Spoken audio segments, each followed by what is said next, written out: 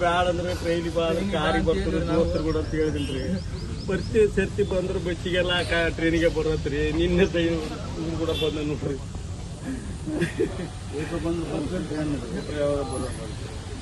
ಮುಂಜಾನೆ ನಾವು ಫೋನ್ ಮಾಡಿದ್ರೆ ಗೊತ್ತಾಗಿದ್ರಿ ಸರ್. ನಾವು ಬಳ್ಳಾರಿಗೆ ಮದುವೆ ಬಂದೇನಪ್ಪ ಅಂತ ಫೋನ್ ಮಾಡಿದ್ವಿ ಸರ್. ಫೋನ್ ಮಾಡಿದ ನಂತರ ಅವಾಗ ಹೇಳಿದ್ರಿ ಇಲ್ರಿ ಹಿಂಗ ಆಗೈತ್ರಿ, ನೀವು ಅರ್ಜೆಂಟ್ ಬರ್ರಿ ಅಂತ ಹೇಳಿದ್ರಿ ಸರ್. ಅಲ್ಲಿ ತನಗೆ ಗೊತ್ತಿಲ್ರಿ ಸರ್ ಏನು 10 ಗಂಟೆಗೆ ಗೊತ್ತಿಲ್ಲ. ಅದನ್ನ ಫೋನಿಗೆ ಮಾಡ್ತಾರೆ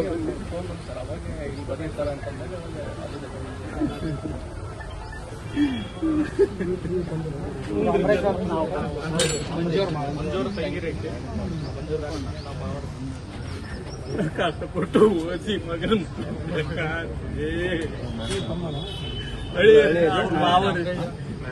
ಅವ್ರ ಅತ್ತಿ ಮಗರೇ ಹುಡುಗ ಅವ್ರ ಊರಿಗೆ ಹೋಗಿ ನಮ್ಮೂರಾಗ ನಮ್ಮನೆ ಯಾರನ್ನ ಕೇಳಕ್ಕೆ ನಿನ್ನ 2 ವರ್ಷ ಒಲ್ಲೆ ಅಂತ ಹೇಳ್ತಿದ್ದಿಲ್ರಿ ಸರ. ಸಾಯಕ ಒಲ್ಲೆ ಅಂತ ಹೇಳಿ ಅನ್ರಿ ಕಷ್ಟಪಟ್ಟು ಓದಿದ್ರಿ. ನಾವ್ರ ಮನೆ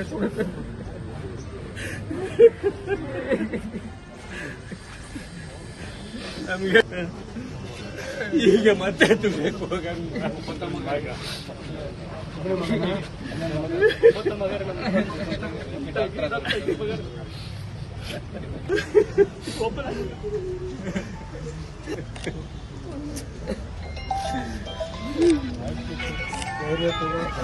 ಏನ್ ಮಾಡ್ತೀರಿ ಸರ್.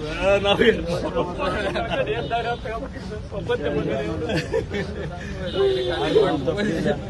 ನಮ್ಮನ್ ಸರ್ ಅದು 1 ಮಿಲಿಯನ್ ಧೈರ್ಯ ತಗೋಬೋದ್ರಿ.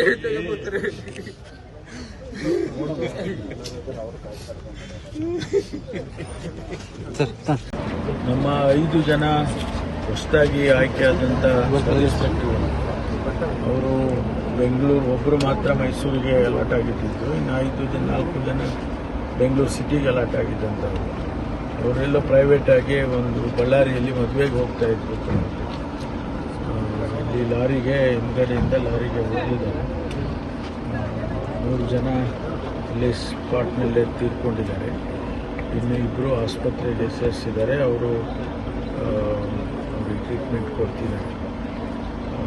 ಇದು ಯಾರದು ತಪ್ಪು ಏನು ಅಂತ ಹೇಳೋದಕ್ಕೆ ಭಾಳ ಕಷ್ಟ. ಯಾಕೆಂದರೆ ಅವರು ಲಾರಿ ಸ್ಲೋ ಆಗಿ ಹೋಗ್ತಿತ್ತು ಅಂತೇಳಿ, ಆಮೇಲೆ ಹಿಂದ್ಗಡೆಯಿಂದ ಅವರು ಹೈ ಸ್ಪೀಡಲ್ಲಿ ಬರ್ತಿದ್ದಾರೆ ಅಂತ ಹೇಳಿ ಈಗ ನಮಗೆ ಮೇಲ್ನೋಟಕ್ಕಾಗಿರ್ತಕ್ಕಂಥ ಮಾಹಿತಿಗಳು. ಅದರಿಂದ ಮೊದಲನೇದಾಗಿ ದುರದೃಷ್ಟಕರ.